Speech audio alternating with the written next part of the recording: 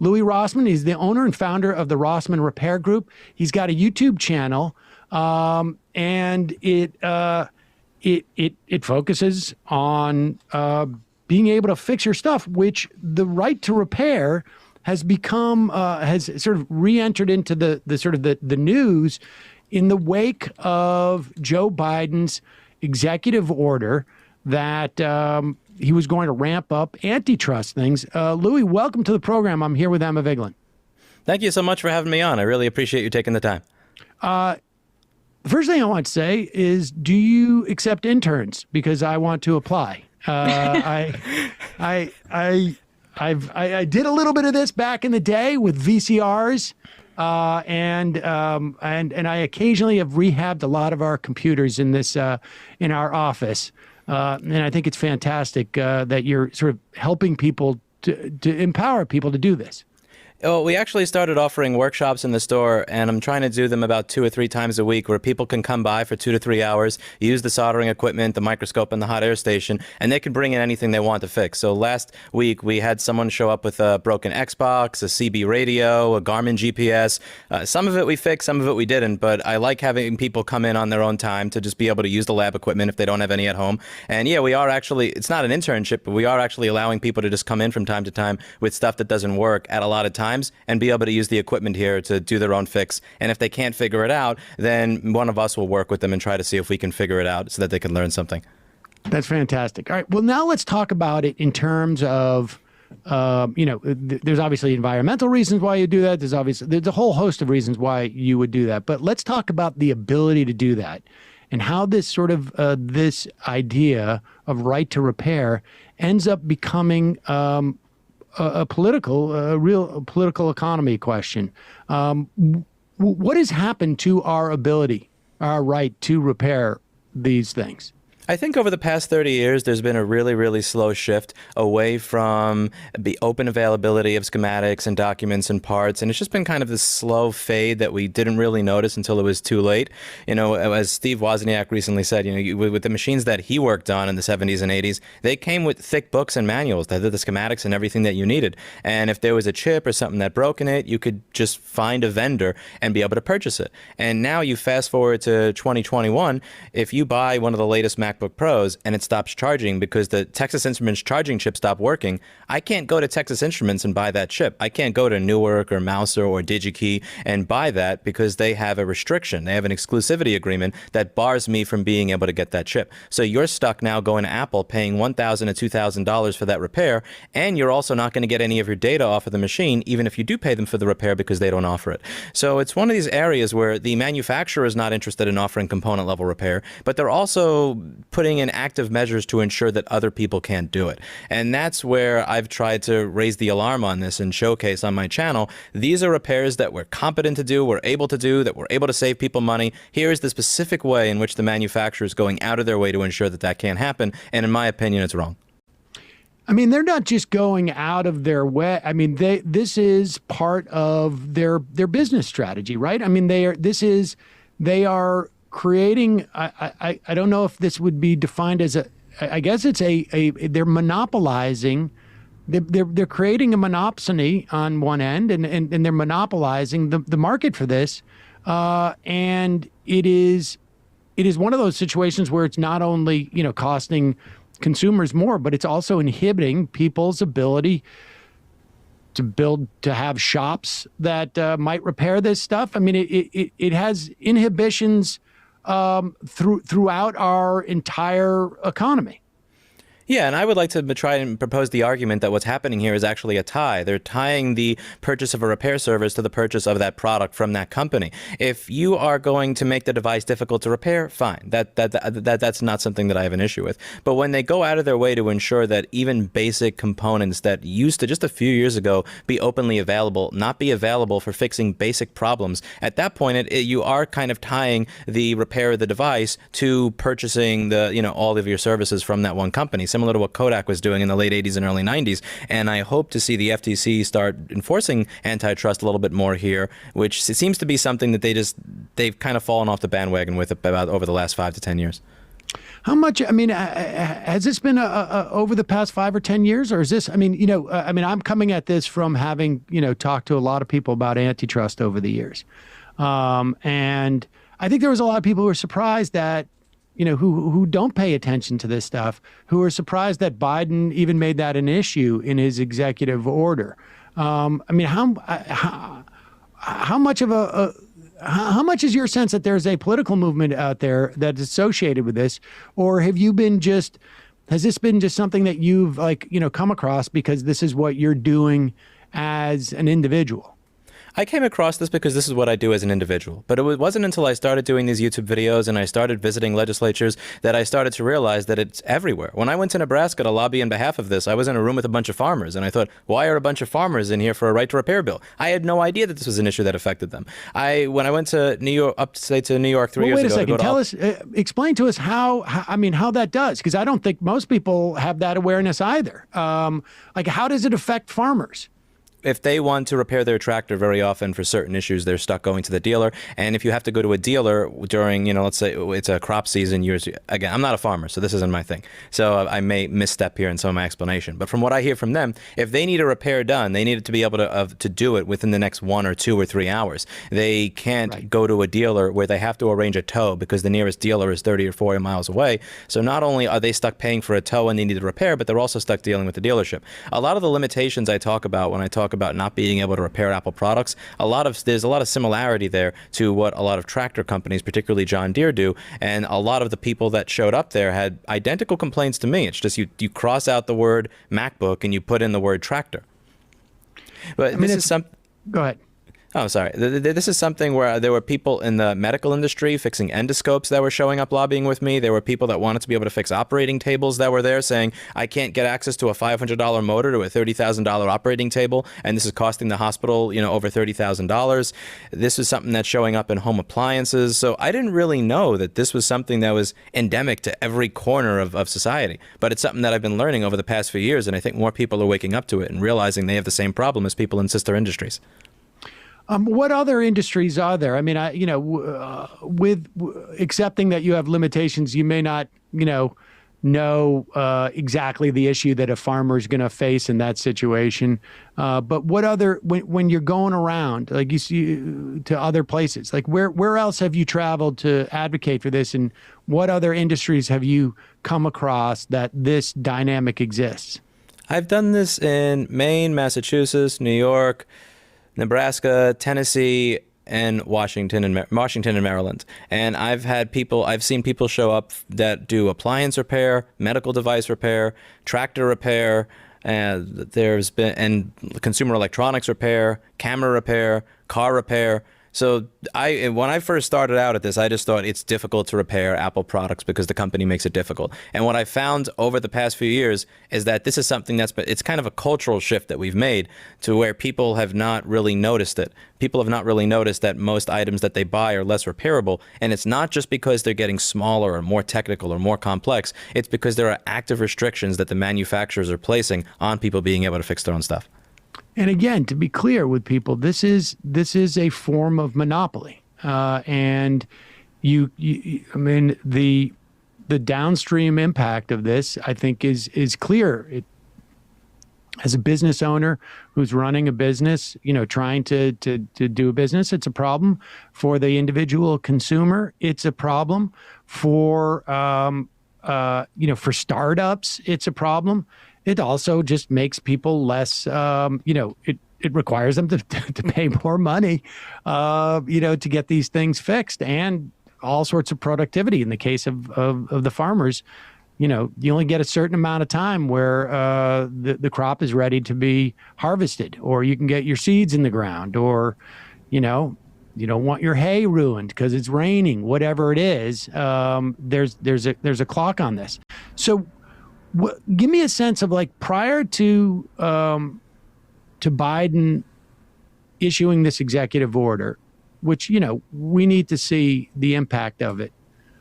But had there been any other organizations that you had come across when you were going to testify in these hearings? Were there broad movements that supported you? How did you end up getting there? Did you just someone write you and say, hey, we're doing this here, you might want to come, or what? My friend Jessa Jones is friends with Gay Gordon Byrne from Repair.org, and she said, you should come up and lobby with us. It'll be fun. And, but you're going to have to wear a tie. And we had an argument about wearing a tie for about a half hour, but I finally conceded. And we went up, and it was actually a lot of fun. And what got me hooked on it was when I went up to the New York State Legislature, there was this one gentleman there who said, when you repair a motherboard and you run a wire on it, or you replace this fuse or this chip, you're converting the MacBook into a PC and then misrepresenting it as a MacBook to your customers, and that's fraud. And this legislator that I talked to is at least 70 years old. He wasn't the most technically savvy. And I said, with all due respect, did you actually believe that? And he said, well, now I don't. And I said, why did you believe that? And he said, nobody showed up to tell me otherwise. Well, now, now that you did, you got a signature, you got a co-sponsor for your bill. And he signed it. And I thought, this is amazing. So I like the fact that the only way that this has gotten this bad is because nobody else shows up. Everybody is so cynical and so jaded with the political system that this is the level of difficulty they're playing on. Like, that's easy difficulty. They show up, they make something up that is insane. I think my face was turning red when I heard this with anger, and I tried to contain it just because it was so ridiculous. And since nobody is showing up, they're able to get away with that kind of stuff. And I thought, okay, I'll be the person in the room. Like, if nobody else is showing up, I'm not a political advocate, I'm not a social person, I don't know how any of this works, but somebody's got to show up, so I'll show up. And then I started showing up all around the country every time one of these bills happened. And the first time I showed up at one of them, the testimony that I heard was just kind of really disingenuous and ridiculous. And I thought, people should really hear what these lobbyists are saying so that we can have some change. So I knew I wasn't going to get anywhere, getting a bill passed that day. But I thought, let me just show up with my camera to show people what they're saying, that microwaves are going to explode, that phones are going to explode, that all this fear mongering. And that stuff really started to go viral online. People don't like listening to lobbyists lie to politicians to diminish their rights as a consumer. So wait a second. So that 70-year-old lawmaker in New York State, he had been told this by lobbyists that you were essentially converting the Mac into a PC by soldering a certain part of the motherboard, and therefore you were misrepresenting. That's actually funny if it wasn't have such real world implications. And so this is basically and when you say one of these bills, you're talking about a right to repair bill. Yeah, it's popped up in over 17 states across the country, and there are certain modifications for each individual state, but for the most part, all of them are based in the same template, which is almost a copy and paste of the Massachusetts automotive right to repair bill that passed in 2012. I see. And is there with these with the right to repair.org folks, who are sort of ostensibly like sort of lobbying for the right to repair, is there any sort of like broad strategy of if we allow for this right, let's say in New York State, which is a huge market, or maybe California, which is a huge market? I mean, we see this dynamic in the context of things like cafe standards in California. If California puts on some type of standards, it ends up becoming nationwide because it's just more expensive to create cars for California separately than the rest of the country. Is there a dynamic like that there, or is it possible that you get a law passed? I mean, has a law passed in any of these states? No, it gets shot down every time. Okay, well, I guess that explains that. But were it to pass, let's say you already passed one in New York State, would we have a system where theoretically you can repair this if you're in New York, and Texas Instruments can sell you this if you're in New York? Or how do you get Texas Instruments, let's just say, and I'm just using Texas Instruments as an example. You brought them up. I don't know this dynamic, but Texas Instruments doesn't sell a certain transistor that you need for some electronic device. It can't because of their deal with Apple. Let's just say, again, I'm making this up. How do you get them to sell it to you even if they're not restricted by Apple? Well, the way that this would work in this type of globalized world, you cannot be able to sell a chip to someone in New York without that chip making its way everywhere else. So I wouldn't ask Texas Instruments or even Apple to sell me a chip directly. I would simply ask that these things be made available. And typically, Texas Instruments would sell to a distributor that then sells to a site like Mouser or DigiKey or Newark that then would sell to a retail schlub like me that only wants to buy 100 or 1,000 or 5,000 at a time. So if you make it so that that is available in New York, it's even if you only made it available in New York or only made it available in Massachusetts or Nebraska or Tennessee, somebody in that state is going to put up a website that says, here are chips that we have for sale, and they're going to be made available worldwide. Or if a schematic is made available in New York or Tennessee, that's going to get put somewhere and that's going to get shared. There's no way that you can have this passed in one region of the world, but not in other regions of the world. So at that point, they would have to decide, we're not going to sell to this state. Apple would have to decide that they are not going to want to sell MacBooks to two states with the most hipsters in the United States, or they're going to have to just stop being assholes. And what I would imagine would happen is they would stop being assholes. And that's what happened with the automotive right to repair bill in 2012. They're not even asking for the car to be designed differently in other states. They're just asking you to make this stuff available. And they just decided to make it available for every state and mechanics in every state rather than just Massachusetts. Okay, so in the fallout for the 2012 Massachusetts bill, it ended up opening up all these markets.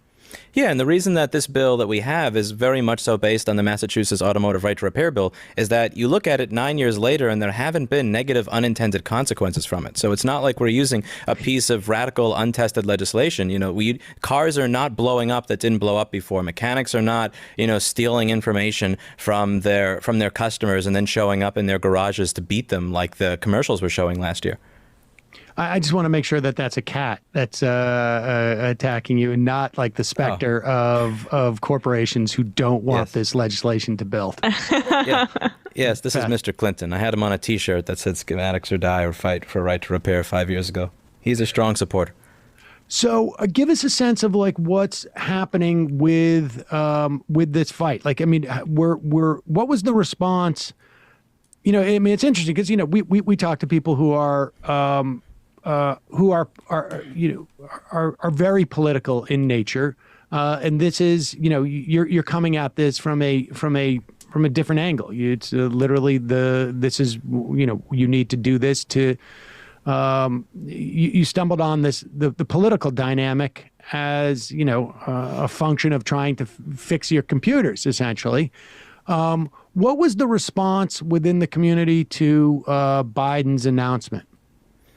A lot of it was healthy skepticism because over the past 5 to 6 years, we've heard over and over again, we support what you're doing. Oh, I'll co-sponsor this bill, and something always winds up getting killed. So I'll be honest, there's been a lot of healthy skepticism towards it. And for me, what I get out of this is that when I show up at a legislature, I don't have to hear, has the Attorney General said anything about this? Has the FTC said anything about this? I no longer have to just twiddle my thumbs and say, now I can say the FTC released a 59-page report encouraging state legislatures to do something. In their report, they said that every excuse you've heard today from a lobbyist has no basis in evidence or fact, and Biden asked the FTC to look into creating rules. So now, the thing I've noticed about lots of legislators is that what pushes them to pass legislation is either, or not pass it, is A, that it will make their base happy, or B, a fear that they are going to have a rug pull moment when they pass a piece of legislation that is massively unpopular or unsupported. And a lot of the legislators I've spoke to, they hear my concerns and they want to help, but they say, has anybody else spoken on this issue? Because they don't want to be the one that's, sticking their neck out only to have it chopped off by getting in trouble with the federal government by passing something at the state level that they cannot enforce. And when Biden says, we're encouraging you to issue rules against anti-competitive restrictions on using independent repair shops, that really does put some wind under the wings of state legislators, and it may make them be a little bit less risk averse, which is going to be great when going up to lobby this session. I imagine there hasn't been an opportunity where you could test out that theory because it is fascinating to see the implications of the president just up there and do something that doesn't have an immediate effect, but empowers people who are activists like yourself to push, to leverage, basically gives you more leverage when you're going to do this. Have you been out there lobbying since that has occurred? A lot of the states where these bills have been introduced have sessions that are going to be starting again in September or October. But I did get a call from the personal cell phone of a legislator no, I don't want to say the state because I don't want to get it. I don't want the opposition to get started just yet. But he called and he bragged and he said, I passed more bills than anybody in the state, and I want to make this my project. Tell me how I can solve issue X, Y, and Z. And that was awesome. I had a 2-hour conversation with him. I have his personal cell phone number, and this really does seem to have gotten people to notice it. That this is something that if they stick their neck out, they're not going to get in trouble for it, and that a lot of people in there that are their voters would support. I am still going to be doing this across legislatures around the country. I'm not waiting for the FTC to do something, because if you look at this executive order, it covers non-competes, drug prices, internet bills, airline refunds, switching banks and taking your data, and meat processing. They have a lot of work to do. I'm not, right to repair isn't the list, and that's great, but there's a good chance of them not getting to it just with everything else they have on the list. So I am going to use this as leverage to try to get all of these state legislatures that have gone through it before that have said, I'm not really sure if we're going to get in trouble if we do this, and say, no, you're not. The FTC and the president both support you. And to be clear, this legislation that you're pushing, the legislation you're pushing would have, like, it happened for cars in Massachusetts, but would yours be more universal so that, let's say you pass a legislation in New York, it would help farmers? Well, there's a lot of farmers in New York, but farmers in Nebraska as well, with that same dynamic. In other words, would it be tractors? Would it be computers? Would it be cars? Would it be, how is that legislation framed? Like, how broadly does it cover, general products that need to be repaired? It depends on the state. And there was some pushback in New York because this bill did not specifically exclude agriculture. So that got us some pushback because they think that this is too broad. So in other states, what they've done is they've tried to limit the bill to a specific field. This one's only consumer electronics. This one's only medical. This one's only agriculture. And in different states, we're trying different approaches to kind of see which one works and if any of them get pushed forward. And something that was kind of sad over the past year is that in both Nebraska and Montana, very farming heavy states, that they had agriculture-only bills where they cut out the iPhone people and the medical people and the computer and the appliance people and they said, we're just working on agriculture, and they were unable to get even that passed. And I'm really hoping that this changes it, because all of that not being able to get anywhere happened right before this report and executive order came out. What have you guys? I'm just curious about this, just because you have a firm grasp on the strategy. What about going to a place where there's no agriculture lobby, where there's very little agriculture, and getting the farm bill, a farm equipment passed there, because there's less opposition, and then that place becomes, I don't know what state that would be that has the least amount of agriculture, but that state ends up being the hub for buying tractor schematics and supplying with tractor parts. I have never thought of that, but it's something to consider. I got to ask A about that. Oh, all right. Well, good. That would be great if that worked out. I haven't spent as much time on the agriculture side just because, I know little to nothing about it. I know a lot about my specific section of consumer electronics. With agriculture, I've been to a farm once in my life. I mean, it's just it's amazing, because I think, in those places where the need to right to repair is the most, one would imagine there's also the strongest lobby against it. But if there is a dynamic where certain states, where once this information is available and the products are sold in one state, then you basically have let the cat out of the bag. I don't know.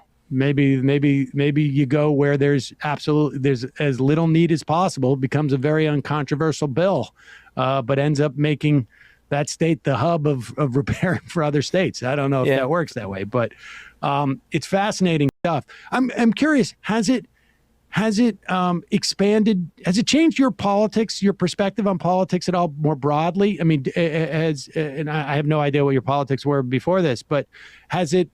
Are you seeing? Are you more conscious of monopolistic practices in other places, in other sectors of our economy? I think it changed my politics in two ways. It didn't change. First thing I noticed is that left versus right matters a lot less than I thought it did, because I have been laughed, and I have it on film, laughed out of legislatures by both people on the left and the right. And I've had people on both the left and the right co-sponsor bills and say, I'm going to go to bat for you. I don't care if I'm sticking my neck out. It really seems to be a difference between politicians that listen to their constituents and politicians that listen to lobbyists. And I've noticed that distinction much more clearly. That's what matters. Are you someone where, as if if a group of 10 people shows up to your office and explains something to you, you'll take the time to listen? Or are you only going to listen if they're showing up from CTA, Apple, or Google? That is a very clear distinction that I've noticed from the time that I've spent doing this. And in my YouTube comment section, I will see all the time the constant fighting between the two sides saying, of course, this is the side that's going to support it. No, that's the side that's going to support it. And in reality, I'll always have to remind them, that's not what it's about. You need to vote for someone that actually listens to you, that is open to letting you in your office and letting you change their mind.